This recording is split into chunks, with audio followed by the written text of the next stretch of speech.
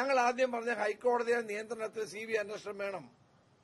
പക്ഷെ കോടതി SIT നിയോഗിച്ചു. SIT അതിന്റെ പ്രവർത്തനം മുന്നോട്ട് കൊണ്ടുപോകുന്ന കണ്ടപ്പോൾ ഞങ്ങൾക്കതിൽ പരാതി ഉണ്ടായില്ല. ഇപ്പോഴും പരാതിയില്ല. പക്ഷേ ഇതിന് രാജ്യാന്തര ബന്ധങ്ങളുള്ള ഒരു സ്വർണ്ണക്കൊള്ളയാണ് എന്ന് കാണുമ്പോൾ സ്വാഭാവികമായും CBI അന്വേഷിക്കണമെന്ന് പറയില്ലേ? അതിന്റെ അർത്ഥം SITയുടെ അന്വേഷണത്തിൽ വിശ്വാസമില്ല എന്നുള്ളതല്ല. SIT മാത്രം വിചാരിച്ചാൽ ഇന്റർനാഷണൽ റെമിഫിക്കേഷൻസ് ഉള്ള ഒരു കേസ് അന്വേഷിക്കാൻ കഴിയില്ല എന്നുള്ളതാണ് വസ്തുത. അതുകൊണ്ടാണ്, അല്ലാണ്ട് P. രാജീവ് പറയുന്ന പോലെയല്ല. അത് മന്ത്രി P. രാജീവ് പറഞ്ഞത് പ്രതിപക്ഷത്തെ കളിയാക്കുകയാണ്.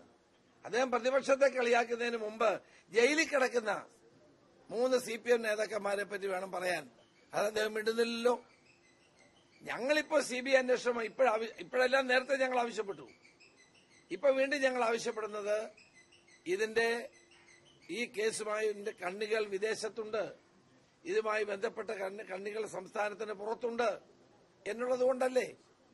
ഇപ്പൊ മന്ത്രി കടകംപള്ളി സുരേന്ദ്രനെ ചോദ്യം ചെയ്തു 2 മണിക്കൂർ. മുൻ ദേവസ്വം ബോർഡ് പ്രസിഡന്റിനെ ചോദ്യം ചെയ്തു. ഇതുകൊണ്ടൊന്നും അവസാനിക്കില്ല. ഇതിലെ യഥാർത്ഥ പ്രതികള് നിയമത്തിന്റെ മുമ്പിൽ കൊണ്ടുവരാതെ ഇത് അവസാനിക്കാൻ പോകുന്നില്ല.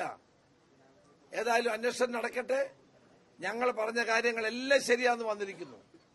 പ്രതിപക്ഷം പറഞ്ഞ ഓരോ കാര്യവും ശരിയാണെന്ന് വന്നിരിക്കുന്നു.